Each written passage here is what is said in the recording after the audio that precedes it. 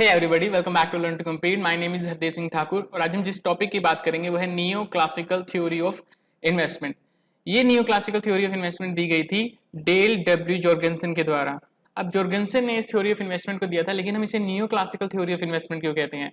देखिए, इसे neo classical theory of investment इसलिए कहा जाता है क्योंकि एक तो इन्होंने जो अजम्पशंस यूज करी थी वो नियो क्लासिकल अजम्पशन से मैच करती हैं। ओके, दूसरा इन्होंने जो प्रोडक्शन फंक्शन यूज किया था वो प्रोडक्शन फंक्शन इन्होंने यूज किया था नियो क्लासिकल प्रोडक्शन फंक्शन, यानी कि कोप डॉगलस प्रोडक्शन फंक्शन का इन्होंने यूज किया था अपनी थ्योरी में मार्जिनल प्रोडक्ट को निकालने के लिए। तो इसलिए हम इसे neo classical theory of investment भी कहते हैं। तो शुरू करते हैं।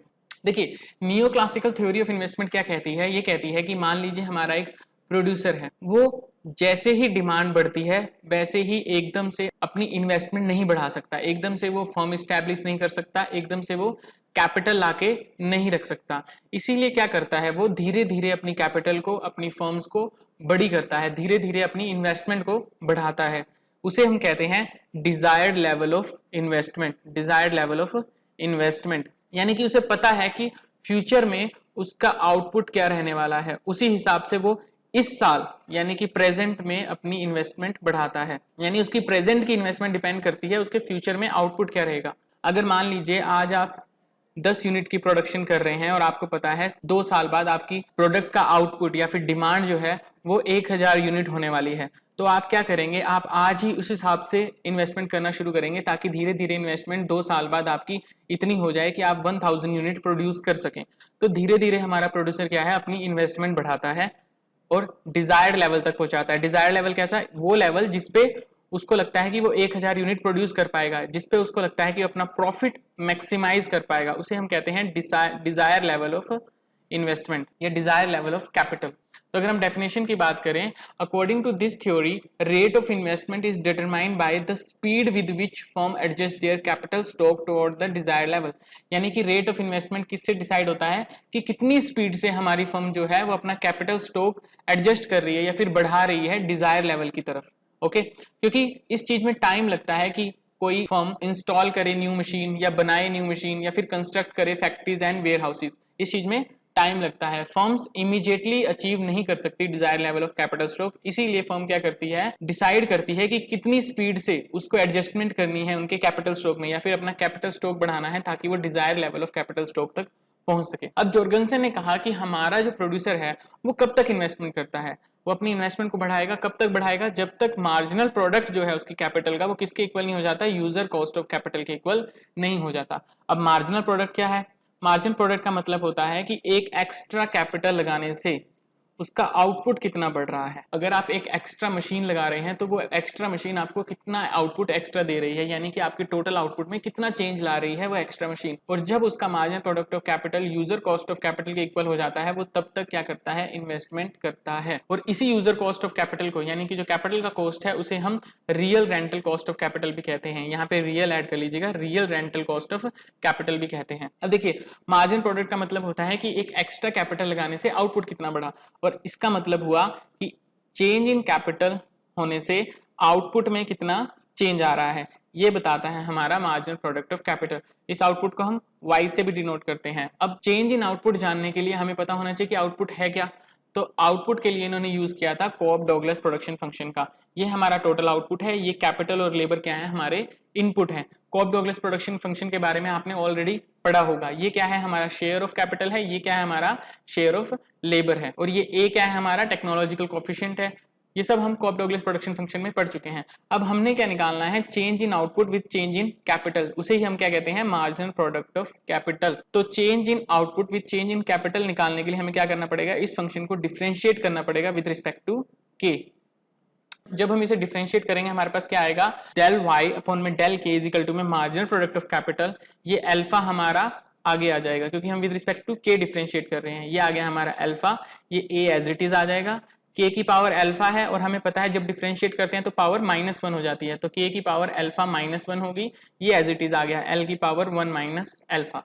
ओके, अब देखिए के की पावर अल्फा -1 को हम ऐसे लिख सकते हैं, के की पावर अल्फा इंटू के की पावर -1, क्योंकि हमें पता है मल्टीप्लीकेशन में पावर्स क्या हो जाती हैं, ऐड हो जाती है। तो जब इनकी मल्टीप्लीकेशन ये क्या बन जाता है, के की पावर अल्फा -1। ठीक है, तो हम के की पावर अल्फा -1 को ऐसे लिख सकते हैं, के की पावर अल्फा इंटू के की पावर -1। तो इसे जब हम अलग करेंगे तो ये ऐसे आ जाएगा अल्फा ए के की पावर अल्फा इंटू के की पावर -1, ये दोनों हमने क्या कर लिए, अलग कर लिए, और ये एज इट इज है। अब देखिए ये के की पावर -1 है, यानी कि ये डिनोमिनेटर में चला जाएगा, तो ये क्या आ जाएगा डेल वाई अपॉन में del K, marginal product of capital alpha A as it is, K की पावर अल्फा, ये के की पावर -1 कहाँ आ गया, डिनोमिनेटर में आ गया, और एल की पावर 1 माइनस अल्फा। अब इस टर्म को आप देखें तो ये टर्म क्या है, ये टर्म हमारा y है, यानी कि टोटल आउटपुट है, तो यानी कि इस टर्म की जगह हम क्या लिख सकते हैं, y लिख सकते हैं। तो ये आ गया हमारा margin product of capital alpha y over में k। y क्या है, हमारा टोटल आउटपुट है, ओके। k क्या है, हमारा कैपिटल है जो हमारा प्रोड्यूसर इंस्टॉल करना चाहता है, ओके। अल्फा क्या है, हमारा शेयर ऑफ कैपिटल है। तो ये आ गई हमारी मार्जिनल प्रोडक्ट की वैल्यू। अब हमें मार्जिनल प्रोडक्ट पता लग गया कि क्या होता है, ये है हमारा मार्जिन प्रोडक्ट, ओके। अब हमने निकालना है यूजर कॉस्ट ऑफ कैपिटल क्या होता है। देखिए मान लीजिए मार्जिन प्रोडक्ट क्या है, हमारा 10 यूनिट है, यानी कि इसका मतलब है कि अगर हम कैपिटल इंस्टॉल करते हैं तो वो हमें 10 यूनिट का एक्स्ट्रा प्रोडक्शन देगी, टोटल आउटपुट में 10 यूनिट का वो चेंज ले आएगी, यानी 10 यूनिट का वो प्रोडक्शन करेगी। वहीं पे यूजर कॉस्ट ऑफ कैपिटल या फिर मान लीजिए प्राइस ऑफ कैपिटल क्या है, 30 रुपए है। हाइपोथेटिकल नंबर हम कोई मान रहे हैं, मान लीजिए हमने कोई कैपिटल इंस्टॉल करी, उसके लिए हमने पैसा मार्केट से उधार लिया और हर महीने आपको 30 रुपए क्या भरना पड़ रहा है, रेट ऑफ इंटरेस्ट भरना पड़ रहा है। या फिर मान लीजिए आपने रेंट पे ली तो 30 रुपए हर महीने आपको रेंट भरना पड़ रहा है, लेकिन हर महीने वो आपको एक्स्ट्रा आउटपुट कितना दे रही है, 10 यूनिट का आउटपुट वो आपको दे रही है, ओके। अब जो आप उससे प्रोडक्ट बना के बेच रहे हैं, यानी ये 10 यूनिट जो प्रोडक्ट बना के बेच रहे हैं, एक यूनिट का प्राइस है 10 रुपए, ओके। 10 रुपए प्राइस है, 30 रुपए आप क्या दे रहे हैं, किराया दे रहे हैं या फिर रेट ऑफ इंटरेस्ट दे रहे हैं उस कैपिटल को लगाने से। तो इसका मतलब है अगर आप 3 यूनिट बना लें, 3 यूनिट प्रोडक्ट बना लें तो आपका कॉस्ट ऑफ कैपिटल कवर हो जाएगा, ठीक है। 10 रुपए क्योंकि एक यूनिट का प्राइस है और 30 रुपए आपको देना पड़ रहा है रेंट या फिर रेट ऑफ इंटरेस्ट, तो 3 यूनिट में आपका प्राइस कवर हो जाएगा। लेकिन आपका मार्जिन प्रोडक्ट कितना है, 10 यूनिट है ना। आपको यानी कैपिटल लगाने से फायदा 10 यूनिट का हो रहा है, लेकिन सिर्फ 3 यूनिट में ही आपका कॉस्ट कवर हो रहा है। तो यानी कि आपका मार्जिनल प्रोडक्ट ज्यादा है यूजर कॉस्ट ऑफ कैपिटल से। और यूजर कॉस्ट ऑफ कैपिटल हमने कैसे निकाला, प्राइस कितना है कैपिटल को लेने का, या फिर कह लीजिए रेंट कितना है, या फिर रेट ऑफ इंटरेस्ट कितना है उस कैपिटल को लेने का, अपॉन में उस प्रोडक्ट का प्राइस कितना है, जो हमारी फर्म प्रोडक्ट बना के बेच रही है उस प्रोडक्ट का प्राइस कितना है, ओके। तो ऊपर क्या लिया हमने, प्राइस ऑफ कैपिटल, नीचे क्या लिया हमने, प्रोडक्ट का प्राइस, ठीक है। प्राइस ऑफ कैपिटल को हम आर से डिनोट कर रहे हैं और प्रोडक्ट के प्राइस को हम पी से डिनोट कर रहे हैं। तो अब यहाँ पे देखें आप, मार्जिन प्रोडक्ट ज्यादा है यूजर कॉस्ट ऑफ कैपिटल से। यूजर कॉस्ट ऑफ कैपिटल सिर्फ 3 यूनिट के बराबर है, लेकिन मार्जिन प्रोडक्ट हमारा 10 यूनिट है। तो हमारा प्रोड्यूसर क्या करेगा, और ज्यादा कैपिटल इंस्टॉल करेगा। और हमें पता है जब ज्यादा कैपिटल हम इंस्टॉल करते हैं तो मार्जिन प्रोडक्ट धीरे धीरे कम होता चलता है। तो जब उसने नेक्स्ट कैपिटल लगाई, मान लीजिए उसने नेक्स्ट कैपिटल ने उसे 7 यूनिट एक्स्ट्रा प्रोडक्शन दी, ओके। अभी भी ये ज्यादा है, रेंटल कॉस्ट तो उसको अभी भी 3 यूनिट के बराबर ही आएगा, यानी 30 रुपए ही रेंट भरना पड़ेगा जो एक्स्ट्रा कैपिटल लगाएगा उसका भी, तो वो और कैपिटल लगाएगा। अब मान लीजिए उसे वो 4 यूनिट की एक्स्ट्रा प्रोडक्शन दे रही है, लेकिन उसको सिर्फ खर्चा कितना आ रहा है, 3 यूनिट के बराबर, तो फिर और कैपिटल लगाएगा। कब तक लगाएगा, जब तक ये भी 3 यूनिट की मार्जिन प्रोडक्ट देना शुरू नहीं करती। अब यहाँ पे आके वो क्या कर देगा, अपनी इन्वेस्टमेंट रोक देगा। तो हमारा प्रोड्यूसर कब तक इन्वेस्टमेंट करता रहेगा, जब तक margin product user cost of capital या फिर कह लीजिए real rental price of capital के इक्वल नहीं आ जाता। और रियल रेंटल प्राइस किसके इक्वल माना है मैंने, प्राइस ऑफ कैपिटल अपॉन में प्रोडक्ट का प्राइस, ओके। तो हमें पता लग गया कि हमारा प्रोड्यूसर कब तक प्रोडक्शन करता है, जब तक margin product user cost of capital के इक्वल नहीं हो जाता, तब तक वो प्रोडक्शन करता है। यानी कि अल्फा वाई अपॉन में के इज इक्वल टू में आर अपॉन में पी नहीं हो जाता। अब इस रिलेशनशिप को एस्टैब्लिश करने का मेन हमारा मोटिव क्या था, कि हमें डिजायर लेवल ऑफ कैपिटल निकालना है, कि आखिर वो कैपिटल लगाएगा कितनी, ओके। हमें यही निकालना है ना, कितनी यूनिट कैपिटल वो लगाएगा। तो यानी कि इस के की वैल्यू हमें निकालनी है, ये डिजायर लेवल ऑफ कैपिटल है, ओके। अब इसकी वैल्यू निकालने के लिए हम क्या करेंगे, अल्फा वाई यहीं रहेगा, ये के चला जाएगा उधर, आर अपॉन में पी यहीं रहेगा, ये आर अपॉन में पी चला जाएगा इस तरफ। तो ये क्या हो जाएगा, अल्फा पी अपॉन में R y is equal to में k। तो k की वैल्यू क्या आ गई, अल्फा p अपॉन में r इंटू में y। तो ये आ जाएगी हमारी k की वैल्यू, अल्फा p अपॉन में r इंटू में y। अब यहाँ से हमें दो बातें पता लगी। एक तो क्या है, ये डिजायर लेवल ऑफ कैपिटल है, कि कितनी वो चाहता है कि वो कैपिटल लगाएगा। वो किस किस चीज पर डिपेंड करेगी, एक तो आउटपुट पर डिपेंड करेगी कि हमारे प्रोड्यूसर क्या एक्सपेक्ट करता है कि उसका फ्यूचर में आउटपुट कितना रहने वाला है। अगर उसको लगता है उसका फ्यूचर में आउटपुट ज्यादा रहेगा, फ्यूचर में उसके प्रोडक्ट की डिमांड ज्यादा रहेगी, तो वो ज्यादा कैपिटल लगाएगा। आप देख सकते हैं ये डायरेक्टली प्रोपोर्शनल है। ओके, वहीं पे यूजर कॉस्ट ऑफ कैपिटल क्या है, वो इनवर्सली प्रोपोर्शनल है। आपने देखा था आर अपॉन में पी था, लेकिन यहाँ पी अपॉन में आर हो गया। तो कैपिटल के इनवर्सली प्रोपोर्शनल होता है यूजर कॉस्ट ऑफ कैपिटल।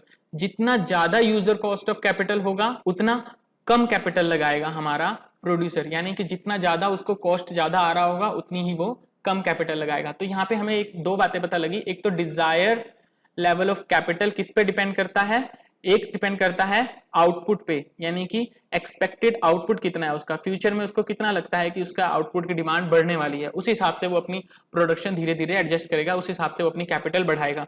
दूसरा डिपेंड करता है किस चीज पे, यूजर कॉस्ट ऑफ कैपिटल पे, यूजर कॉस्ट ऑफ कैपिटल पे। ठीक है, तो हम कह सकते हैं कि greater the expected output greater desired capital stock, यानी कि जितना एक्सपेक्टेड आउटपुट उसको लगता है कि फ्यूचर में ज्यादा रहने वाला है उतना ही वो कैपिटल स्टॉक आज ज्यादा लगाएगा। दूसरी चीज क्या है, एक्सेलरेटर थ्योरी में हमने पढ़ा था कि जितना ज्यादा आउटपुट बढ़ेगा या फिर जितना ज्यादा इनकम बढ़ेगी उससे ज्यादा मात्रा में हमेशा कैपिटल स्टॉक बढ़ेगा या इन्वेस्टमेंट बढ़ेगी। यानी कि हमारी इन्वेस्टमेंट किस पर डिपेंड कर रही थी, आउटपुट पर डिपेंड कर रही थी। लेकिन नियो क्लासिकल थ्योरी क्या कहती है, इन्वेस्टमेंट सिर्फ प्लान आउटपुट पर डिपेंड नहीं करती, साथ ही साथ किस रेशो पे डिपेंड करती है, rental price of capital to price of output, इस रेशो पे भी डिपेंड करती है कि कितना उसका रेंटल प्राइस है और कितना उसके प्रोडक्ट का प्राइस है। इसे हम टोटल कहते हैं रेशो को, रियल रेंटल प्राइस। तो ये दो बातें हमें पता लग गई। अब देखिए, अगर हम इसे डायग्राम के थ्रू बताएं तो कैपिटल स्टॉक है हमारा एक्स एक्सिस पे, वाई एक्सिस पे लिया है हमने रेंटल कॉस्ट ऑफ कैपिटल। तो कैपिटल स्टॉक और real rental cost of capital में मैंने आपको बताया कि इनवर्स रिलेशन है, जितना ज्यादा रियल रेंटल ऑफ कॉस्ट होगा उतनी कम हमारा प्रोड्यूसर आउटपुट लगाएगा, उतना कम हमारा प्रोड्यूसर इन्वेस्टमेंट करेगा। तो यानी कि ये नेगेटिव रिलेशन है। अगर हमारा रेंटल कॉस्ट इतना है तो हमारी कैपिटल स्टॉक हम प्रोड्यूसर ने इतनी लगाई है। जैसे ही रेंटल कॉस्ट कम हो गया हमारे प्रोड्यूसर ने क्या किया, कैपिटल स्टॉक अपना इंक्रीज कर दिया। तो ये नेगेटिव रिलेशन होती है। और जितना ज्यादा कैपिटल स्टॉक बढ़ता रहेगा उतना ज्यादा मार्जिनल प्रोडक्ट क्या होता रहेगा, कम होता रहेगा। ओके, जितना ज्यादा कैपिटल स्टॉक इंक्रीज होगा उतना ज्यादा मार्जिनल प्रोडक्ट कम होता रहेगा। अब यहाँ पे एक चीज देखिए, मान लीजिए हमारा रेंटल कॉस्ट ये है और ये हमारा कैपिटल स्टॉक है। ठीक है, अब हमारे प्रोड्यूसर को लगा कि एक्सपेक्टेड आउटपुट फ्यूचर में ज्यादा रहने वाला है। अगर एक्सपेक्टेड आउटपुट से लगता है कि ज्यादा होगा तो इसका मतलब है वो अपना कैपिटल स्टॉक आज ज्यादा कर देगा। ठीक है, यानी कि अपना कैपिटल स्टॉक बढ़ा देगा। रेंटल कॉस्ट हमारा उतना ही है, लेकिन उसको लगा कि फ्यूचर में आउटपुट हमारा ज्यादा रहने वाला है। अगर उसको एक्सपेक्टेड आउटपुट ज्यादा लग रहा है तो इसका मतलब है कि वो अपनी इन्वेस्टमेंट बढ़ा देगा। तो हमारी ये मार्जिन प्रोडक्ट लाइन क्या हो जाएगी, राइटवर्ड शिफ्ट हो जाएगी। यानी कि रेंटल कॉस्ट तो उतना ही रहा, लेकिन हमारा कैपिटल स्टॉक क्या हो गया, इंक्रीज हो गया, K0 से K1 हो गया। तो जैसे ही एक्सपेक्टेड आउटपुट बढ़ता है वैसे ही हमारी इन्वेस्टमेंट बढ़ जाती है।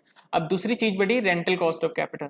देखिए, रेंटल कॉस्ट ऑफ कैपिटल किस किस चीजों पे डिपेंड करता है ये भी हम जान लेते हैं।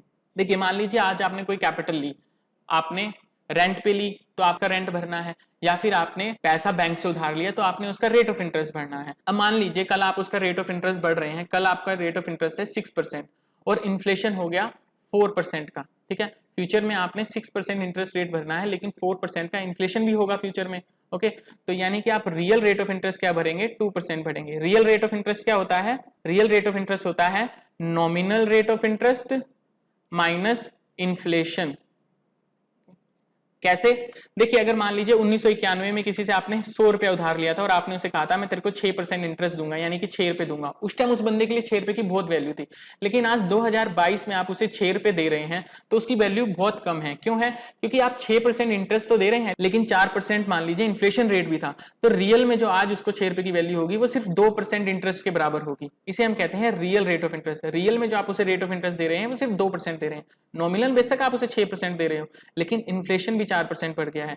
तो यही होता है कि आप फ्यूचर में जो रेट ऑफ इंटरेस्ट देंगे, जो आपने कैपिटल ली है उसका, साथ में फ्यूचर में इन्फ्लेशन भी तो होगा, तो फ्यूचर में आपका रियल रेट ऑफ इंटरेस्ट कम होने वाला है ना। तो अगर आपने real rental of cost of capital निकालना है आपका फ्यूचर में कितना रहेगा, तो वो कितना रहेगा, आपका जो इंटरेस्ट रेट आप देंगे माइनस में एक्सपेक्टेड आपका इन्फ्लेशन कितना रहने वाला है ना। यही होगा real rate of interest. Nominal interest rate जो आप पे कर रहे होंगे, मान लीजिए 6% पे कर रहे हैं और साथ में 4% आपका क्या है, इन्फ्लेशन भी चल रहा है, तो आप सिर्फ 2% ही दे रहे हैं रियल में रेट ऑफ इंटरेस्ट। तो रियल रेट ऑफ इंटरेस्ट ये आपका कॉस्ट होगा फ्यूचर में जो आप दे रहे होंगे।